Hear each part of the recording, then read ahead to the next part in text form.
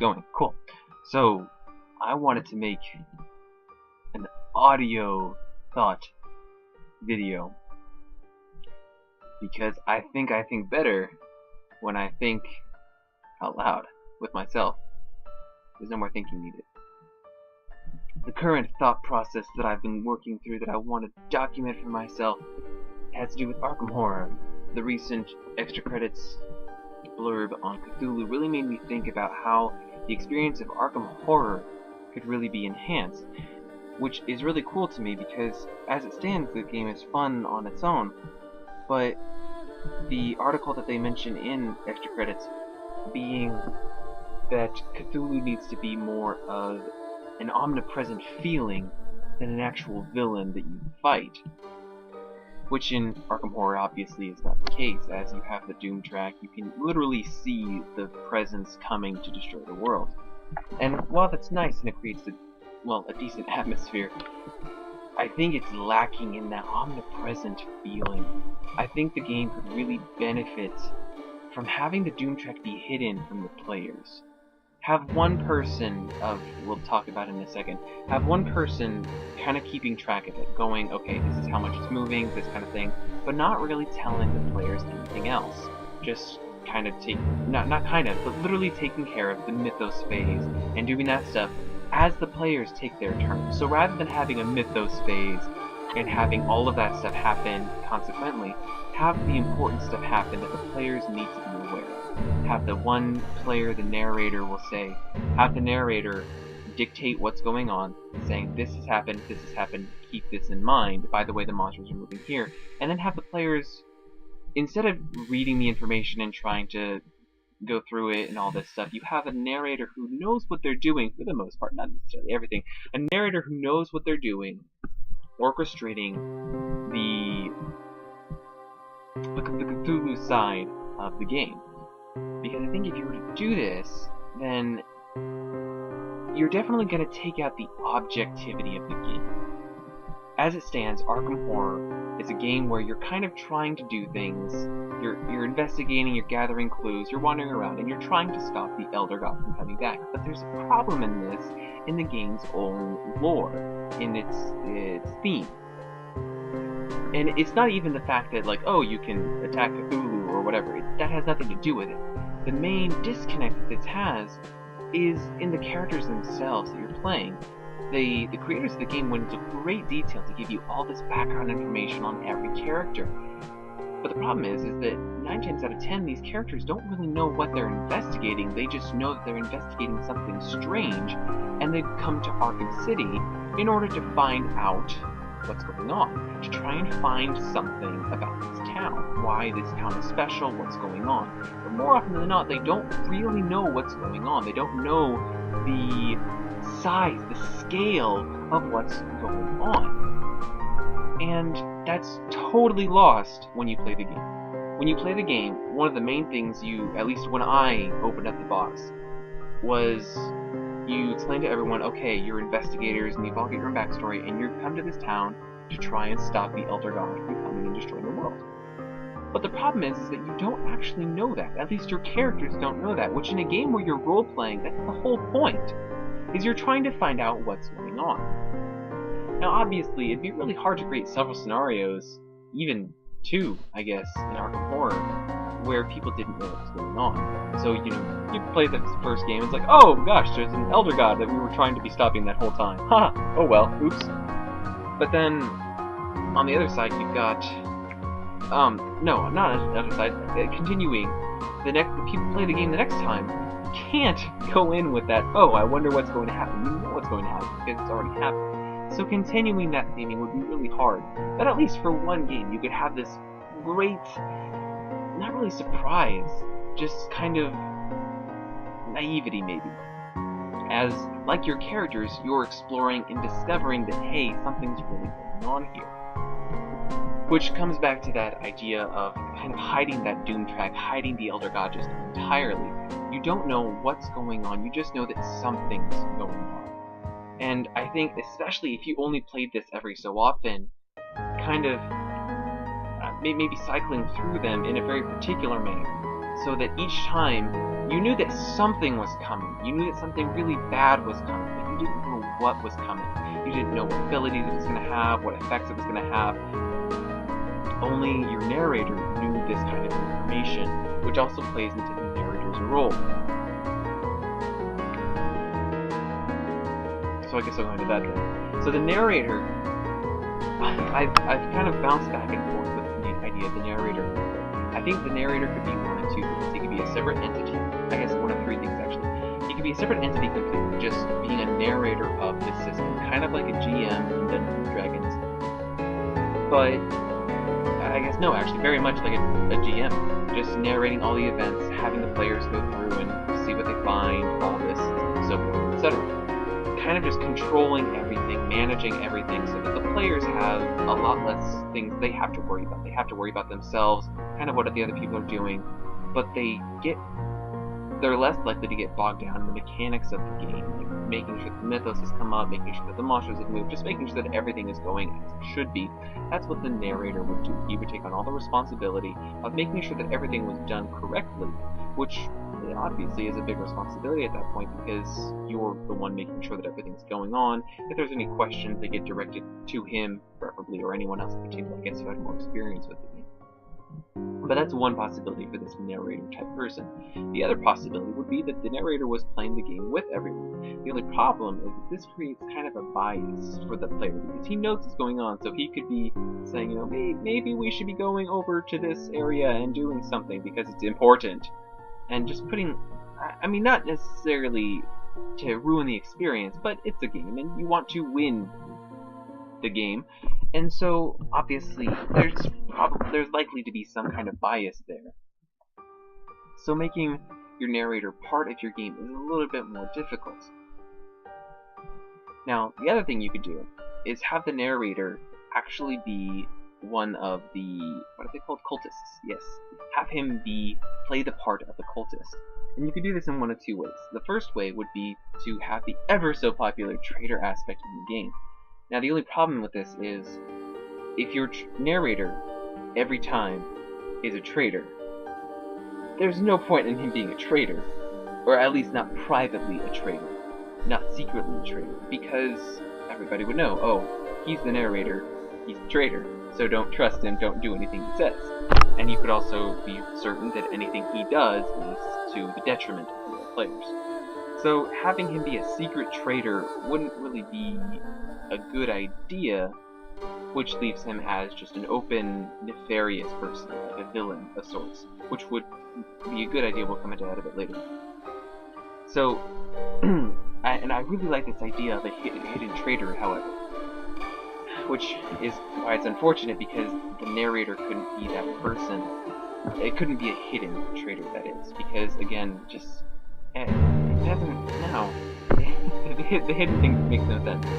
On the other hand, you wouldn't want to just hand out roles and say, oh, by the way, this time you're going to be the narrator, or maybe you have the traitor over here, and the narrator over here, and the narrator's trying to do good, but again, has his little bias, and the traitor's trying to do evil, but doesn't really know what he's doing because he doesn't have the narrator's knowledge pool to draw on. So the two really do have to be interlinked, at least with that narrative system, which again is the whole point. So I think, and as cool as it would be to have a hidden traitor, you can't have the hidden traitor be the narrator, or have any kind of conjunction with that. What you could have is the narrator playing a villain, again a little bit later, in conjunction with a hidden traitor, and have the hidden traitor actually be random. And I don't just simply mean random in the fact that, oh, we don't know who it's going to be, we don't know if it's in a kind of game or not. Random. That way, everybody doesn't know, nobody knows what kind of game they're going in at. And it would definitely take a bit more setup and explanation, but the game already takes some inordinate amount of time setup for a game. So when you're really, I think this investment for the experience would just really good. And I think it'd be cool, because especially if it's a hidden traitor, provided that people are given enough information at the start, like if you're a traitor, then you're looking to do this kind of thing, you're looking to help the group lose. Odd way of phrasing things. So, yeah.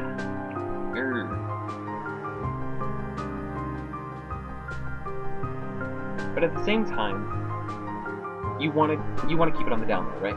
You don't want to just be going, oh, I'm the traitor, and I'm gonna make your lives all difficult.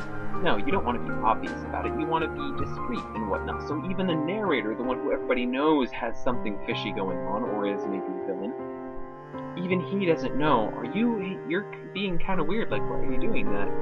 And I think that just could add like a really interesting element. Or even better yet, your narrator, the person who's narrating the entire game, who's helping liven this experience, could be inserting seeds of doubt. Like, this person, for some reason, went off into the fog of mystery and did something mysterious over there. And you could just, it would be cool to me to watch people as they go off on this thing. Now, the only problem is that I know that there are some people who don't like the hidden world aspect in games, and it's just particularly having to ferret out someone or to be the target, I guess. Having to be that person and try to worm your way out of tight situations where people think that you're the person, and you are the person, but you don't want them to think you're the person. So you have that whole mind game thing going on. So I think it could be an interesting aspect to play with, but it would just be really, really hard, and I don't think that it'd be a thing for everyone. But then again, you don't really want to make a game for everyone, so maybe it could be a good thing. Anyway, going back, finally reaching the villain aspect. Now this is something that I think I'm just drawn to because it kind of brings the game aspect back to Arkham Horror. I've been talking about how I want to take the Elder God out of the game, not out of the game, but out of the perspective of the players, to where they don't see what's going on, they don't see what's coming, they just know that something's up, but they don't really know what. And that's really great, that's a really great omnipresent feeling. I want it. Oh well. And I love that idea. The only problem is, when you do that, you end up with a game where you're just kind of wandering around for literally no reason. At least to you. And at first, that can be really interesting. You're going through, you're finding clues, and you're like, oh, we found a clue. To what? I have no idea. But we found a clue! And that's exciting at first, but after maybe 30 minutes of playing, that's going to get really boring. You're going around collecting clues, doing something, maybe stepping through a portal to who knows where, but you still have no idea why you're doing anything. And after a while, you're just going to start to question why you're even bothering. Yeah, there's this weird feeling about how something terrible is going to happen, but is it a tornado? Is this even something that we can have any influence on? You don't know. And that really, while that's very thematic in the game, there's really nothing to keep the players going. Their own curiosity will start to fade after a while with no other interaction, which is where the villain comes in. Now, the villain could be something from the start, or it could be something arisen. This is where a traitorous narrator would be so good, because they could reveal themselves at some point in the game. Or even just a traitor, other character, would also really be beneficial, just to have them play the game normally and then reveal themselves as a traitor, as an object to be seen as a villain. This is where the revealing of it at some point in the game would be really nice, but again, there's complications in that could be overcome. But I think what you could do instead is have the villain, it's just so much fun to say, have the villain come in at the start of the game right off the bat and be the player's target.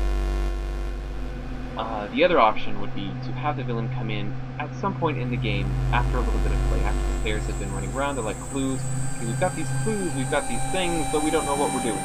That's where the villain then comes in and starts giving reason to the efforts of the players. Now, I think both options have their ifs and whats, and I guess it'd be best to start with the former, where the villain is just present and on. This would be very similar to the current Arkham Horror experience, where you have an enemy and you're trying to stop an enemy. This would be a very similar thing. You have your villain saying he's trying to do something nefarious from the start of the game, and working his way to do nefarious things. this would involve a few different mechanics, which would kind of speed the Doom Track aspect of the game along. Because again, I'm not saying to take the Doom Track out of the game. Not at all. I want it in. I want it to be this thing that actually is ticking down to the destruction of the world. I just don't want the players to be able to see it. I want their destruction to just be boom, and they didn't even see it. Or maybe they saw it coming, like one turn in advance, and then, or I guess maybe a few more turns in advance. But they're going, oh my gosh, the world is going to end, what are we going to do? That panic, that total helplessness, that's what the game is really lacking. Now granted, you definitely have helplessness when you're fighting the monsters, or when you're actually fighting the Elder God itself, if it actually comes to that. There is that sense of helplessness as just one person after the other is falling, you're failing these checks, you're going to the hospital, you're doing all this stuff. It's hard. And there is a sense of helplessness there, but it's not really, it's just, oh no, it's not quite complete in my head. And I think having that, the Elder God's actual goings on hidden from the player really just makes for a better experience. I'm reminded of Cabin in the Woods, how they had all the inner workings going on, and the players didn't know what was going on. Everybody else, the behind-the-scene people, the narrators, they knew what was going on, and they were trying to work things out to the way they wanted. Obviously, different, meh. But they wanted... There was this realization on the player's part. There was a point where they actually came to understand where things were going, why things were happening. And all of a sudden, everything that they did from then on had explicit meaning. It was very obvious. And that was great. It was great because it exposed character, it exposed nature. Wow, that was really weird. Human nature. It really can't hold on the personality and the characters themselves to respond to this incomprehensible situation. And I think it'd be fun to recreate that in a game of Arkham Horror. Again, replayability kind of screws that in itself. But again, if you're going to do something like this maybe once a year, or, that sounds kind of sad, something like this very rarely, then I think the experience could be there. It could be that kind of thing that maybe you know how it ends, maybe you know how it plays out, but it still is just a fun experience to go through. Of course, you know, with time and effort, you might be able to create different scenarios, different conditions, and all this kind of stuff to make each one a little bit different, so that when people open it, they kind of know how it's going to end. I mean, whenever you open up a Lovecraft book, you know what's kind of going on. It's got the whole Lovecraftian mythos going on in it, whatever it entails. But you kind of know what to expect at the end, and I think you could actually make Arkham Horror this thing with enough tinkering and work. It's really sounding like a lot of work. I think you could make it that kind of experience, where when you open it up, you might know what you're in for, but you don't know what you're in for, which is really cool. Anyway, back to the villain. Let's see here, where were we? So right from the start, yes, the villain right from the start is present and he's doing bad things. Now this, you'd have to say very quickly, just your goal is to stop me. He'd have basically some rant in town square going on about how he's gonna destroy the world or how you're all doomed, whatever. And you could do clever things with that. You could have him be a blatant villain with a twirly mustache and whatnot. Or you could have him be a raving lunatic in the square, just shouting off, you know, repent, the end is near, and have everybody think that he's just an inconsequential bystander, which is, in and of itself, so perfect for the Lovecraftian mythos. Cthulhu mythos just works what it is. I think it's so cool how something like that, something so inconsequential and insignificant, could actually end up being so crucial to, or I guess not crucial, just integral into everything else that's going on. And again, that's one of those things where you use it once, and it's probably not going to be used again, but still, having that as a thing would just be really cool. However, if you're going to have the insane person look insane and then end up being the villain later, that's going to be your later entry villain, not your start evil from the start villain. So we'll have to shove him off into other section, I guess. But still, you've got this from the start villain who is running around. I guess I don't really know what he would do per se, but he'd be doing nasty things. I guess trying to summon monsters, open gates, maybe dropping clues off for investigators to find, because he's so busy doing all of his otherworldly things that he can't be covering all his footsteps. No, he's not that smart. He's trying to summon an elder god. Obviously, he ain't that smart. So I think the villain could just be this fun character for the narrator to play while he's doing all the other mechanics and whatnot. And it would give the players a clear direction for that first part of the game where they're going, we have to stop this guy, he's up to something, blah, blah, blah. And you could also make it to where, as things are going, the clues that he's dropping, like maybe, you hit him here and he runs off over here. But when you hit it, he drops something and you're like, oh, hey, you guys collect the information and you look over it and it's, oh my gosh, there's this, what's he doing here? And it kind of it could lead you on this trail as your doom track is ticking down, as your time is ticking away, you're trying to investigate more. And it really, I think, I can't say from experience because I haven't read things, but from what I've heard, crafting people, the characters, they're drawn into the environment either they see something and go, this is weird, I want to find out more. So they go and they investigate, and they get drawn in more and more until they're back and all of a sudden they're lost in that cosmic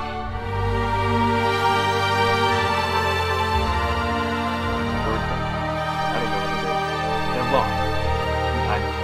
No. What is this?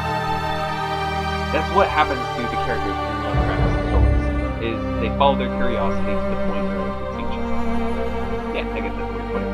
And this would, again, totally make thematic sense, just as players are walking in, they're finding things out from the villain, they're taking these clues, they're taking these quirks, they're seeing all the summoning stuff, and they're seeing all these things, and they're going, oh my gosh, something's really going on here. And they want to find out more and more, so they keep chasing, they keep going, instead of running away. Can't be a smart person really would, right? They keep chasing after this villain, trying, one, to stop him if they have to stop him, and two, trying to find out what's going on. Because it's very obvious after just a little bit of chasing the villain, he might start out by robbing the place or setting it on fire. He might start off as normal villain. He might quickly turn into something. I like that idea. I like the progression. Blind people.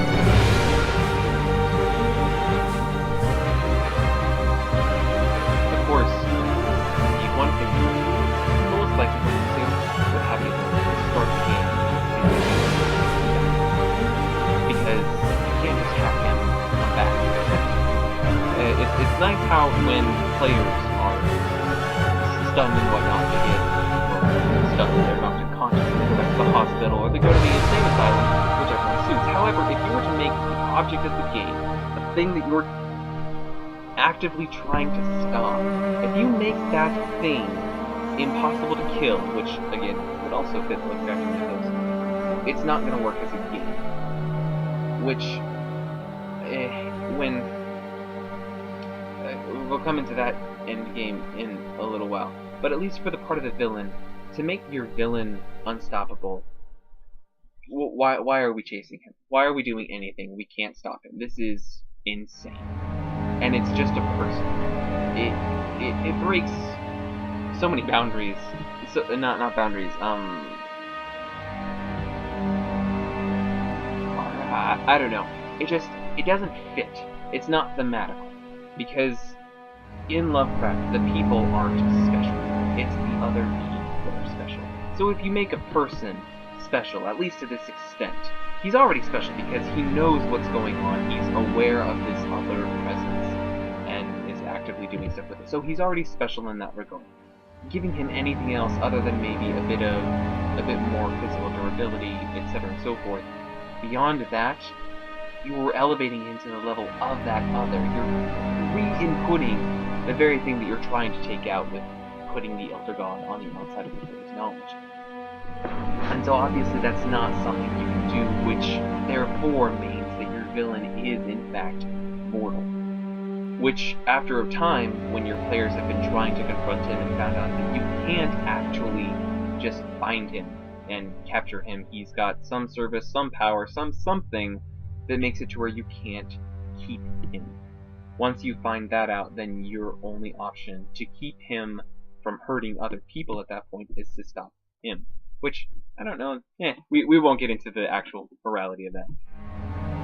So at this point, it becomes clear that your goal is not to simply stop him, but to permanently stop this villain. Now,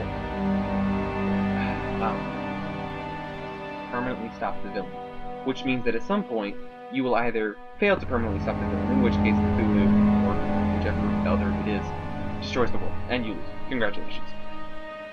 But if that's not the case, then you do succeed in stopping the villain, which would again kind of give you this influx of information to where you know a little bit more about what's going on.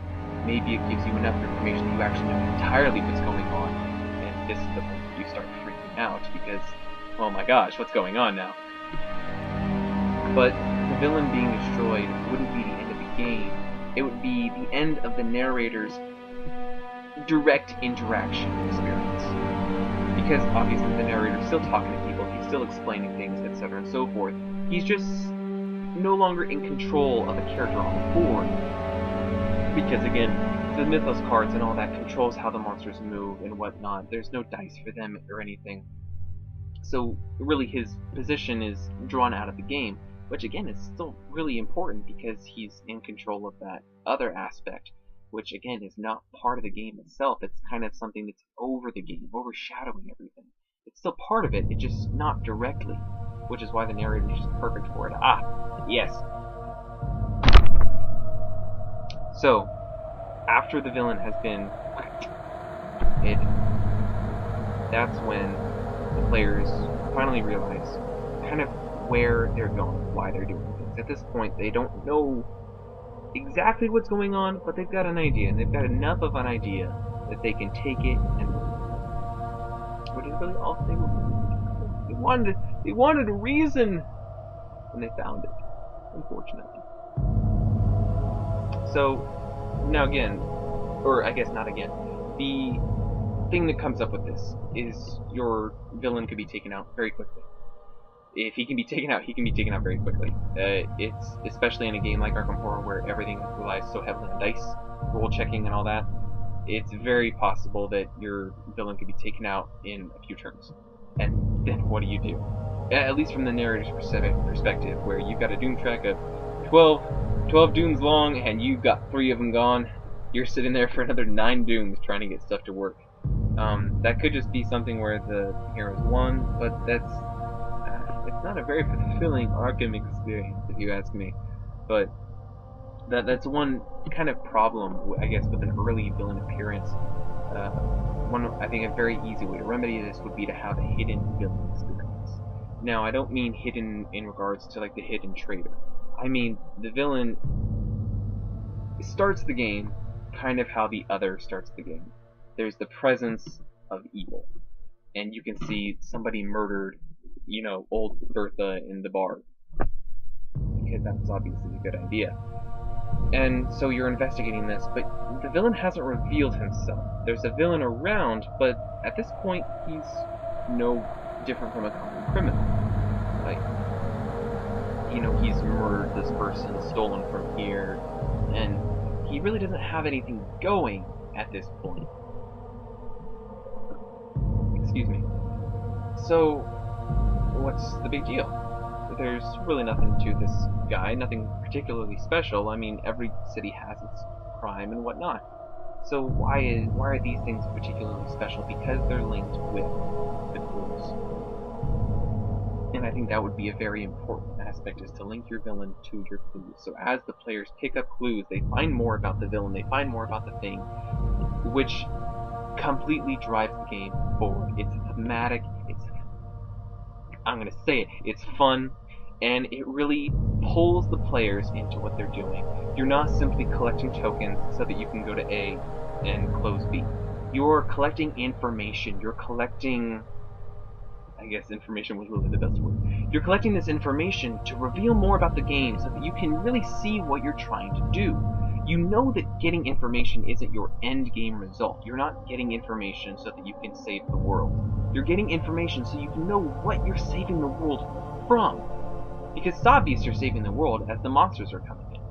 You're trying to stop something, and you can see these gates are obviously a problem. Well, you don't really know how to stop any of this, but you try anyway. This is where you're going into the gates, trying with some success, failing sometimes, blah blah blah. You go off with all this stuff. But you don't really know why you're doing it, what you're achieving. That's where this villain comes in. He's giving you information. He's giving you a reason and background to why you're doing it. It really strengthens the experience. And, I don't know, it just gives it a backbone to stand on. Like, stand on? Backbone to stand on? I don't know. I think it gives it a really strong presence. Which is why that hidden villain is really, I think, strongly needed. Because at the start of the game, just like the other, you've got the villain kind of hovering lower in a more real sense. So that after a little while, the villain will finally reveal himself. He'll come out. Maybe it was the crazy guy in the square, the professor at the university. Who knows? You really don't know. It's the villain of the finally.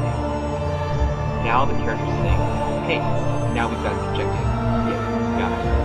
And then you start again, just like before, same experience. Going after the villain, trying to stop him, blah blah blah. You go through the whole same thing as you would have done prior one. The only difference is now you've spent more time trying to get him to come out, which means that on the narrative perspective, villain player, it's less effort to get the players the rest of the way to actually see what's really on. This could also, of course, lead to less victory chance on the player's side, as it could take them longer to find the villain, it could take them longer to stop the villain, which could ultimately just say, hey, game over, you didn't make it. But at the same time, it's a cooperative game. You're not supposed to win most of the time. You're supposed to lose most of the time. Which is what this kind of is. Because, at least in this perspective, this would completely take out... You're taking the other and putting him in another stance. Right? You're making him another world. True Lovecraftian. What that means is that your bullets and your guns and your knives aren't going to help. You could take an airplane and fly it into the thing, and it will help. Which means that there is no continuation once the Elder is actually summoned. Once it's summoned, that's game. Try again next time. And depending on how much the players know and all these few other factors, you could make it clear. It's like, hey, this thing came out and ate you. Or you could just say, hey, the end of the world came, you guys couldn't figure out what's going on. Next, you could keep that hidden, because that just makes the players want to come back. They want to, well, maybe. Some people would want that. Other people would go, really? You can't just tell us. But some people would go, wow, that's really cool. I want to know what's going on. I want to try it again. Maybe we can get it next time. And I just think that if you take the other outside of the player's experience and only bring it in kind of as a showpiece, really, you've only got it, it doesn't have any interaction with the players, it just kind of, you can see it. And just have it like be little tentacles, like this is all you can see, all you can fathom. I think that's really where Arkham Horror could really be strengthened. Again, I'm talking about, I don't think it will extend to play anything. If you've actually played Arkham Horror, you can see why this would not really extend playtime very much. And I don't really think, at least for anyone other than the narrator, this isn't going to expend a whole lot of effort. That narrator is going to have a part to play, but I know a lot of people who could play it really well. And I think giving these different experiences, and again, crafting different scenarios, you could make the experience different each time. I think that this opens the game up to be so much more thematic in a game where you're lacking, seriously lacking, direction, continuity. These simple, well, I take it back, these things, because they are not simple, but these additions could really enhance the gameplay in a very productive sense, while also giving the players the things that they were lacking, direction, continuity, and also a sense of cooperation. I mean, in my play experience, you're really just collecting clues to go close gates, and that's it. And maybe fighting monsters along the way. But there's no collaboration. Whereas if you were to do this, maybe you actually like hand out, again, this is narrator side preparation, creation work that the narrator would have to do. But like making small puzzle pieces, or even just going as simple as taking a puzzle, flipping it over, and using the cardboard backing to do something. But taking these and giving them to players instead of just saying, "Oh, I have a little clue token." You've actually got a piece of a puzzle. You're like, "Oh my gosh, what is this?" And you're trying to figure it out, and other people have clues. And you're like, "Oh, here, let's meet here, and then we can try to put the clues together and see if we can find something." All of a sudden, you've taken the game from being a simple collect and close to being an actual experience where people are trying to find out something that they don't know. And I think, oh, to me, that just sounds awesome. That sounds like a real game. It sounds like a long game, and it sounds like a game that you'd have to put time in it. But that sounds like a game. And I think it'd be really fun to do it. So, now that I'm done talking to myself, if anybody else happens to see this, hopefully I'm putting it up on a place where you can actually leave a comment. Leave a comment, or, I don't know, send me a message on something, and tell me what you think. Tell me what parts, apart from all the rambling, what parts you thought could be improved upon, what parts you thought were good, what parts you absolutely thought was a bad idea. You know, the whole thing entirely, it's bad idea, bad idea. I don't care. I want to know what other people think about these several ideas, particularly the separating of the other from the game itself and implementing the narrator villain idea. I mean, maybe even not the villain, just the narrator itself. It's just these different things. I want to know what you think. And if it was added, would you play it with these additions? And do you think that they'd be a positive experience on the Arkham Horror experience itself? This has been a very long talk to myself. I hope if you watched it, you enjoyed it. I know I will enjoy it in the future as I laugh at every time my voice cracked. Did it happen this time? I'm sure it did somewhere. So I guess thank you for watching if you did. And hopefully I'll get to play Arkham Horror with you one day. And maybe I'll show you my villainous nature. Bye-bye.